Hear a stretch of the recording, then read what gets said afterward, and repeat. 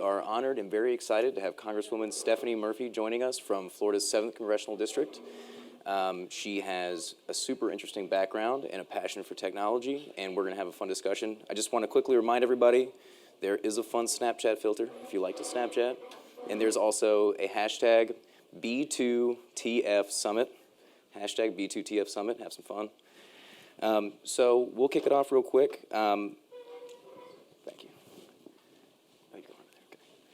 All right. Well, Mrs. Murphy, before running for Congress, you were an executive at an investment firm. Can you tell me a little bit more about what you did there and about how that experience has shaped your public service and understanding of technology?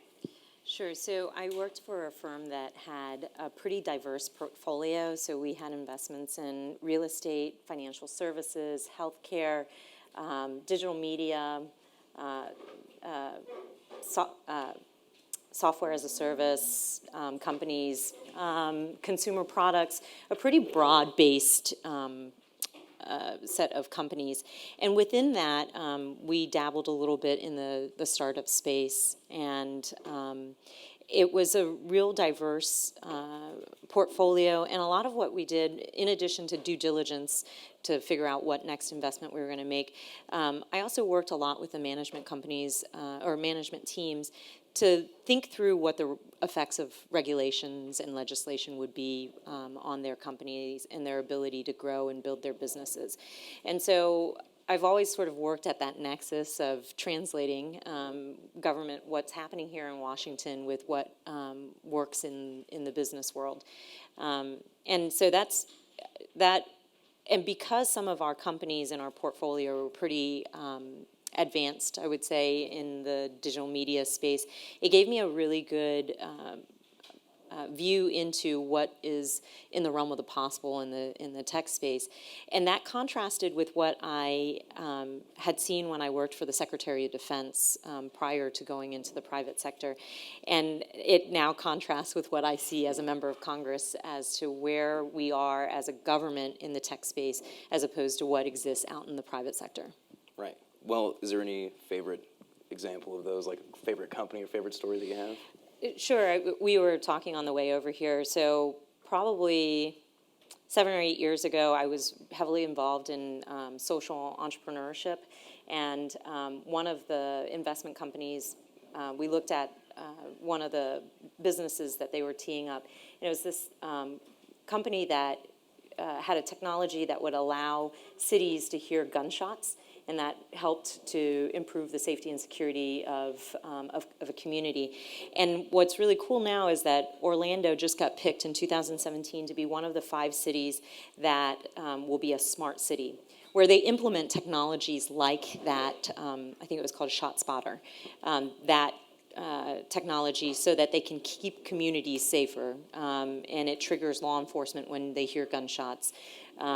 And so it's an interesting interplay between the use of sensors and then law enforcement. And it's kind of cool to see it come full circle, going from that startup some 7 or 8 years ago to now a program that it might be a part of what's going to be implemented in Orlando as a part of Smart Cities. Yeah, that is amazing. I appreciate it. Mm-hmm. How does your passion for technology translate to your work on the Armed Services Committee? Well, so one of the areas that I mentioned that there's a significant gap, or I feel like there might be a bit of a gap between what exists in the private sector and what we have become accustomed to, is in the national security space. One of the things I really am focused on and a little worried about is that our acquisition life cycle is not really built for rapid integration of technology. And a lot of technology today has a 18-month life cycle. Well, an acquisition process for defense is much longer than that. But we are seeing threats come in through new domains, cyber being a great example, wherein we need innovative technology to be able to respond or keep pace with what our near-peer competitors are doing. And so when I look at our acquisition process from a defense perspective, it really concerns me that maybe we won't be able to make the kinds of, we won't be able to integrate the kinds of technologies that we need given the threats that we see today because of our own structure. And so I represent an area that has modeling, simulation, and training hub, and it's a partnership between a university, the military services, and private industry. And they also have a cyber training element. And so our office is working very closely with them to find creative ways in which we can help cultivate innovation and then get it fielded to the fleet and to the field as quickly as possible. And so do you think part of the issue with that is that things are technology specific, that there are a bunch of check boxes for every different type of technology? Like, is that a critical part of that disconnect? I think the acquisition process on the whole is built for big systems and not necessarily for technology innovations. And so there are a lot of pieces and parts as to why I think this is a problem. I also think what I would call IT or tech fluency is lacking all throughout the process, the acquisition process. So if your military planners don't have a tech fluency or cyber fluency, if your acquisitions people don't have that, if all through the chain people aren't fluent in tech speak, they don't know what they don't know, right? And so how do we ensure that we have a federal workforce that is capable of operating in and understanding innovation and technology? Right. And I think it even starts at the top. I mean, a good example of this is I used to teach at Rollins College before I became a member, and I taught finance. And I would regularly stand in front of a room of millennials who were absorbing all of the finance wisdom I was giving them, all the while shopping, swiping left for the evening, right or left, whatever it is, for the evening's events, and chatting with other folks. I mean, they were multitasking all the time. And I think that's the way millennials are built. And millennials are about a third of the workforce today. They'll be about 50% of the workforce in 2020. And I get to Congress, and I'm sitting next to a colleague in Congress who can't figure out how to silence his iTunes, and it's oscillating between Siri, I'm sorry, I don't understand your command, and iTunes. And so you have legislators who themselves lack the technical know-how, trying to build a world that's going to be inhabited by millennials who are digital natives. So I think there's like a disconnect there. And all of that kind of contributes to somewhat of the clunky approach that government has towards the integration of tech innovation. Right. As someone who's been the token nerd for every member of Congress I've worked for, I really understand. Believe me, I understand. Right. They're like, can you get me back into my phone? Yeah. Can wire up the house, can make the Alexa work, that would be great. Yeah. So that leads into the next question. I mean, how can we improve that relationship between government and technology? Like, how can we create an environment or help create an environment in which, folks like you who really want to understand, and then folks like other members who may not want to understand but need to understand, can have the knowledge and the skill sets available to them that they need? Well, so a lot of the interplay between legislators and industry is just that education piece. And so I would say, continual outreach and education is really important. But I think you're also seeing within organizations like the New Dems, we have a future of work. We've had a couple of sessions in that space. There are members who come from industry with some experience or who are just maybe a little less mature in years, who are a little closer to the technologies that are trying to lead the charge. Because I think that there's a role for legislation, but you have to kind of do no harm, I think. And part of that is understanding what it is that you're trying to legislate for and regulate. And so, I think, and continued open communications is really important. And then as members who do have an interest in it, creating the platforms through which you can continue to have these conversations and educate is really important. Right. I have been impressed by how much y'all have done with that in the new Dems, and we're trying on the right as well, doing our best. Yeah. Well, let's pivot a little bit. I know artificial intelligence is an interest of yours. Are you bullish or bearish on the technology writ large? And what do you think policymakers should focus upon? And how do you think they can go about that do no harm principle that you just mentioned?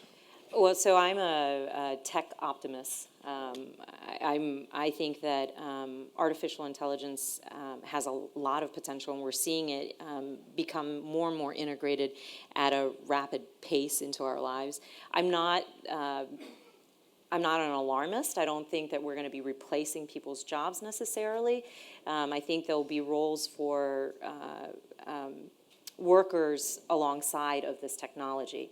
So getting to that role of government in transitions. I think that's the important role for government, is in this transition.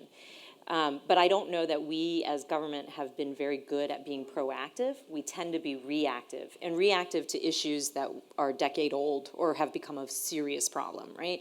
So my hope is that in this space we can be more proactive. And I think there are a couple categories that government can play. One is in workforce. So both workforce development as well as workforce transition, and a couple of things that we've done in our office is encouraging STEM and increasing the number of people in that space. We were able to see Inspire, this act called the Inspire Act, which encourages more women to get into STEM fields, be signed into law earlier this year. We have set up, we were co-sponsoring a bill that would forgive student loans for people who go into federal service in the cyber and IT space to kind of enhance that fluency that I talked about. I think there are a lot of things that we can do to kind of cultivate the workforce and get more people trained up to be able to work in these fields. Another area that I think government can have a role is in sort of the R&D and some of that seed capital. So one thing that we've been working on through both SBA and the NDAA, or through House Armed Services, is changes and improvements to the SBIR and STTR programs. Those are federal grant dollars that go to innovations that have that solve a national security issue and have the potential for commercialization. You can think about it as federal seed capital in the innovative space. And so we're trying to strengthen that program and broaden it, ensure more companies have access, know that it's there, and have access to those dollars. We've also asked for full appropriations for the NSF funding, so National Science Foundation. All of those things help create an environment where there's more dollars and more investment into innovation. And I think that's an important piece. And then I think the final area that, or not final, but another big bucket that I think about as far as what government can do is in the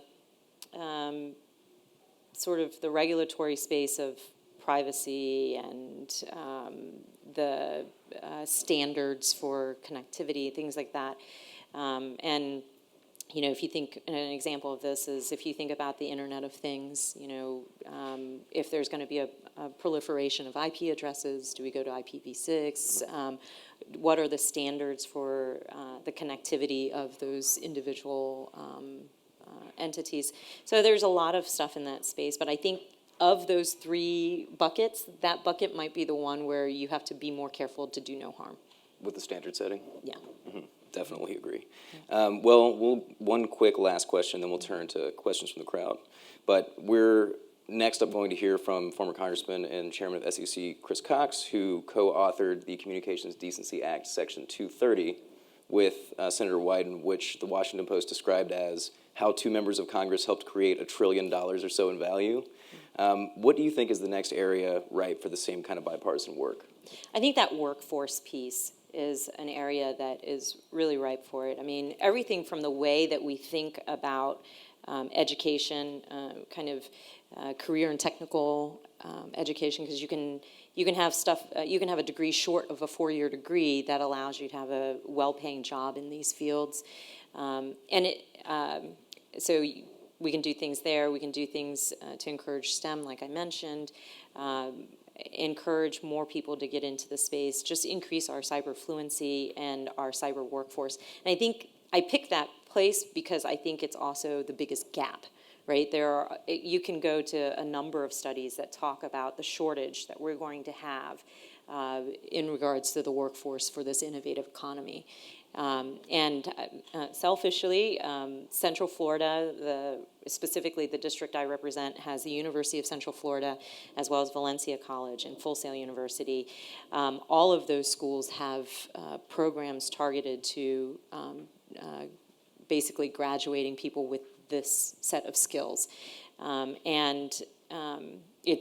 think it's a really important area, and I think it's a place that you can get bipartisan agreement. Okay, I appreciate it very much. I think we'll turn to the crowd and see if we can get a question or two in before we run out of time here. All the way in the back, Mrs. Aya.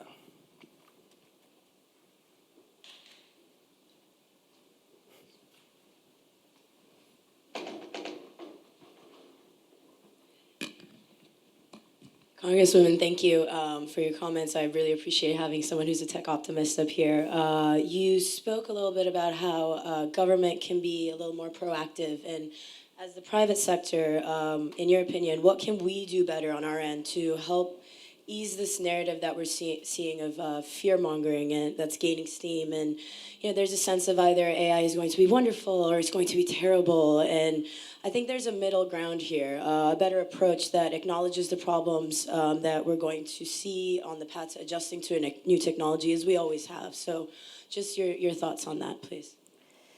And I think this is true whether you're talking about AI or free or trade or just any of the variety of policy issues.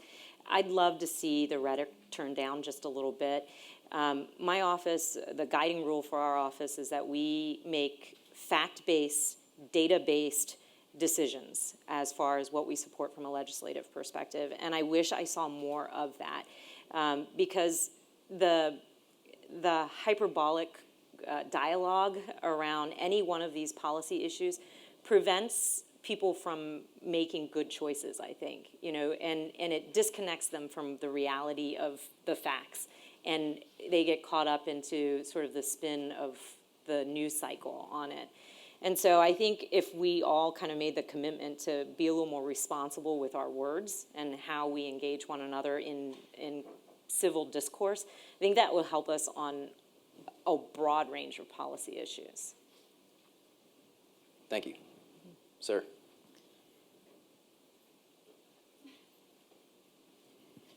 Adam Powell from the University of Southern California. We're partnered with the National Governors Association and Google on a major cybersecurity initiative, and that's an area where there seems to be an acute shortage of skilled individuals in the United States. Do you think that that would have a different or a slightly different emphasis in your series of job enhancements? Because indeed, as you just said, you don't always need a 4-year degree to have quite a good job in that field. Yeah. So Valencia College actually is, they have a cyber program, and the bill I mentioned that we set up to encourage cyber and IT skilled individuals to come into federal government, whereby forgiving their student loans. Those are ways in which we're trying to increase the number of cyber skilled individuals. I think the other thing too that our office is going to be pushing here in the next few weeks is taking a program where we link schools up with industry. So you kind of get industry to identify the skill set that they need, and you kind of reverse engineer what's taught so that you're teaching and providing opportunities for people to get skilled for things that there are existing jobs or that companies predict there will be jobs for in the future. And we've seen this kind of interplay between industry and academia in small scale. I think in North Carolina, some of the manufacturing companies have done that. But we're hopeful that this is something that we can take, this study is something that we can take nationwide. And I think when we do so, it will uncover and provide very tangible data to identifying the skills gap in that cyberspace that you're talking about. And hopefully from there, you reverse engineer the academics to provide the opportunities, and then you'll have folks funneled into that. Great, thank you so much. Anybody else? Yeah. Hi, I'm Dara Adams from Forward US. And to piggyback on his question and the conversation that you started a little bit around workforce development and tech talent and the shortage of engineers and data scientists, how do you think that we can have a more kind of holistic economic conversation around the needs of foreign talent to be able to fill these jobs? I'm somebody who unabashedly says that I think we need comprehensive immigration reform. And a big part of that is the piece that you're talking about, where there are places for foreign talent in the to fill the gap in the interim, right? That's the way those visas are built. And going back to what I said in my first response of toning down the rhetoric, because it has become an emotional response as opposed to a fact-based response. And I think that's really problematic. And I hear, and it's not just in the tech space, I have people come into my office all the time, whether it's the Farm Bureau or tech or hotel and lodging, the resorts as, well, I won't say that, go there, but hotels and resorts, everybody will quietly acknowledge that there are gaps and that they need the ability to be able to fill those gaps.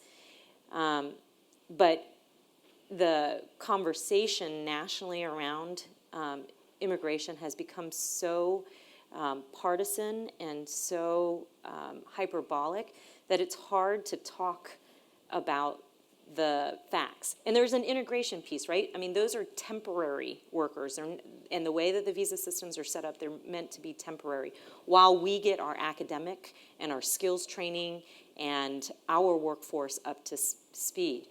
But I think it's become such a politically toxic conversation to have that we're not having the honest conversation that need to be had. Great. Do we have time for one more? Good. All right, one more question. You've just done a phenomenal job. That's what I was just going to say. Covered everything. When I used to teach and I would get to the end and ask for questions and there were none, then I knew I had covered the material very well. Otherwise, they had just done a great job shopping and setting up their evening activities. So. Well, I will say I noticed most eyes up here, so I think that the Pinteresting has been at a minimum, which is exciting. Yeah. But the Snapchatting needs to go up, guys. I want to see more Snapchats. Congresswoman Murphy, thank you so much. It has been an absolute pleasure. Well, really. This has been great. Thank you. Really, I appreciate it. You're awesome.